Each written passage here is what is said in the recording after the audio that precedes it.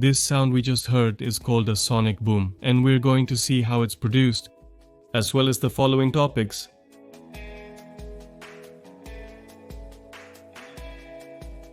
Stay until the end, as we'll do an at-home experiment to recreate this phenomenon.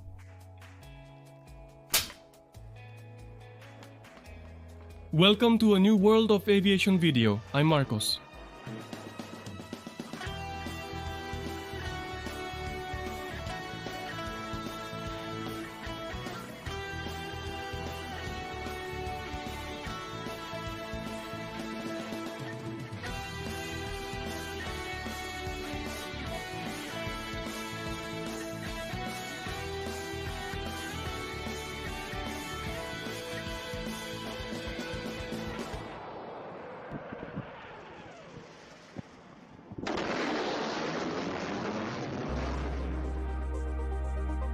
I'll start with some history as it's fascinating. In the year 1880, the Austrian physicist Ernest Mach was researching about airflow, and for the first time, it was possible to take a photograph of a bullet flying at a very high speed. This is the image he took. The photograph showed a bullet with a shock wave in the front and another behind it, proof of what is called compressibility. This research resulted in the measurement of speed, which bears his name, Mach. The Mach number is the simple operation between the speed of the airplane and the speed of sound, which is 343 meters per second or 1,225 kilometers per hour at sea level. To be more technical, at 20 degrees temperature and with 50% humidity at sea level, as we mentioned before.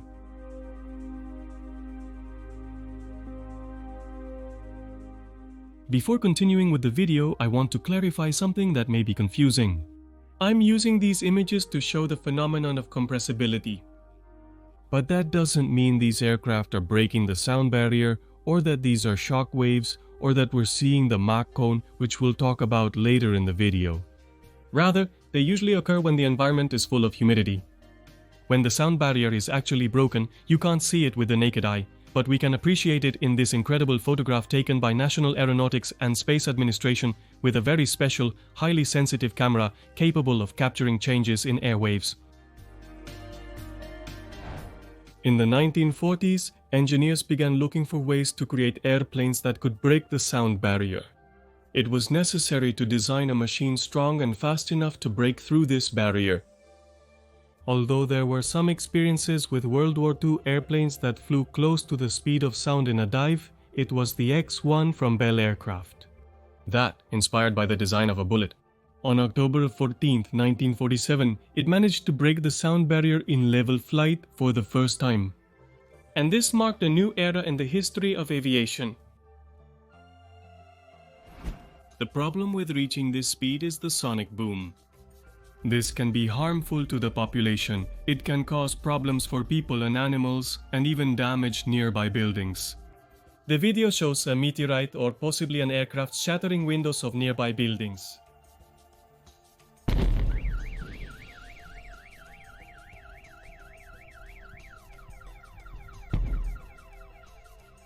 For this reason, the Concorde, a supersonic passenger jet, was prohibited from flying at supersonic speeds over populated areas. In this video, we hear the sonic boom of an aircraft flying over the open sea.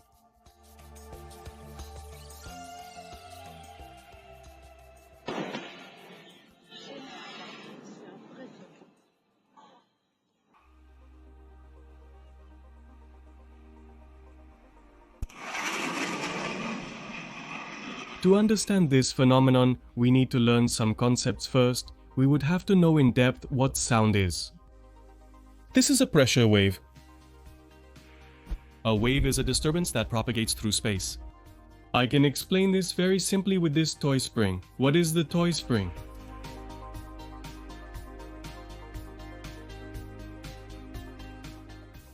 A wave is a disturbance that propagates through space.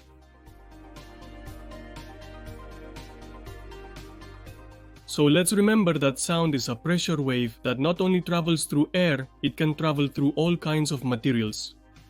The speed of sound in water is 1,593 meters per second and in steel 6,100 meters per second. To understand how these waves propagate, think about how it's easy to see when you throw a stone into a calm fountain of water. These travel from the center to the outside at the same speed and in all directions, and they keep expanding in a radius called the wave front.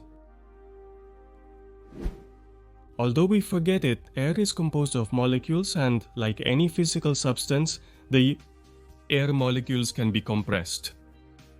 Here I made a graphic for you that shows more or less how air molecules are compressed and how waves propagate. Just like with this spring. You have to keep in mind that even though the molecules move, it's only the wave that propagates, not the molecules, which return to their position. Similarly, even though we can't see it, a stationary sound source creates sound waves in the air that travel outward. The speed of the wave depends on factors such as the altitude and the temperature of the air through which it moves. And as we mentioned, at sea level, sound travels at about 1,225 kilometers per hour. But instead of circles on a two-dimensional surface, as we represent them here, the wave fronts are concentric spheres.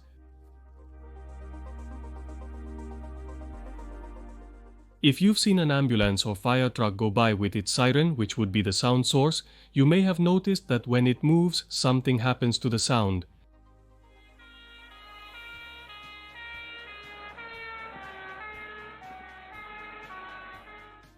When this sound source moves in one direction, the successive waves in its front get closer and closer together.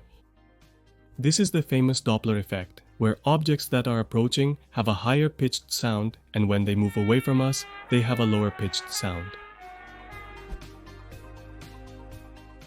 But going back to airplanes, as long as they are moving slower than sound waves, the waves will be inside each other.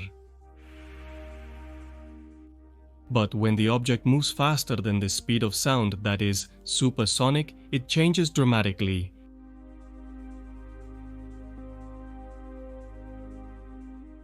As it overtakes the sound waves it has emitted, it continues to generate new waves. From its current position, these exert forces together, forming what is called a Mach cone.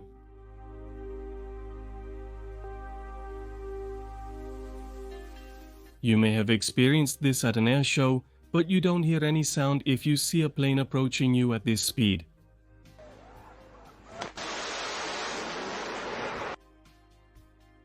Because this aircraft is moving faster than the sound it produces. And only after the object has passed do you hear all those waves together, and that's what we call a sonic boom.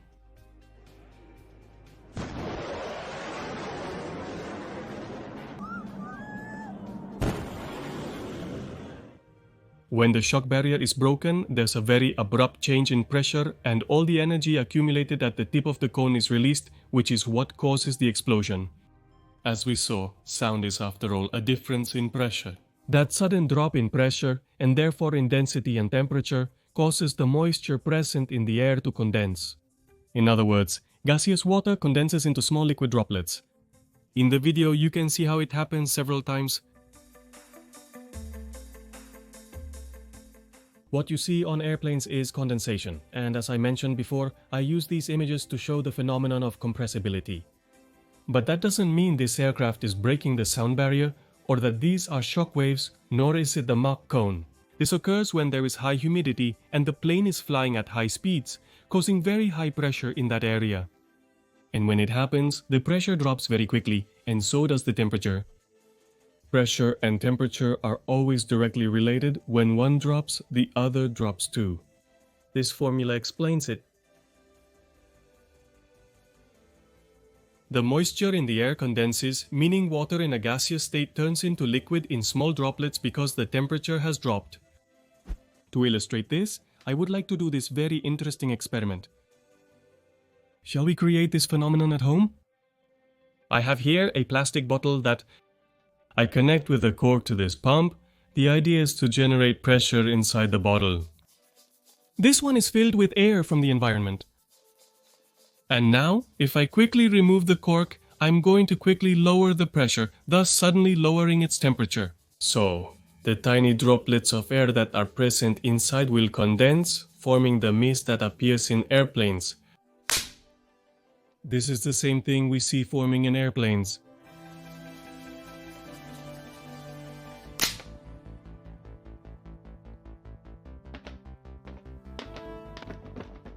Condensed water. The Pratt-Glaubert singularity occurs when, once the sound barrier is broken, that resistance not only stops increasing, but actually decreases, as shown in the following graph.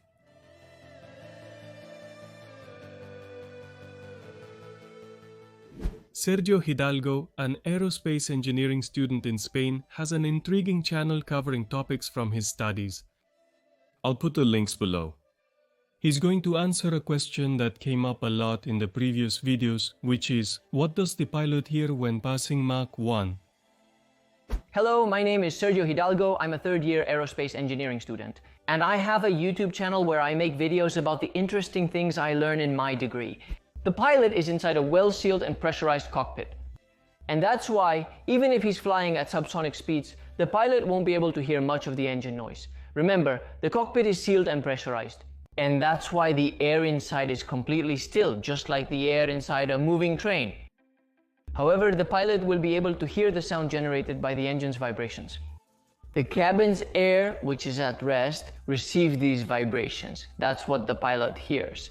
In fact, I've had the chance to talk to a pilot of supersonic fighter jets before. And I've asked them what they feel when they go from subsonic to supersonic speeds. They've told me they don't feel anything when going supersonic and only know because of the indicator, otherwise they wouldn't be aware.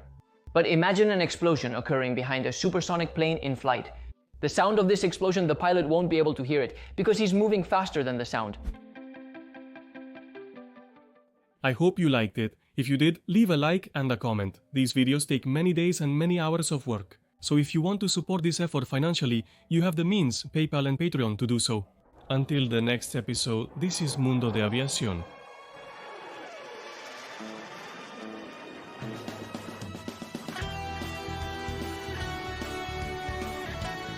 Thank you.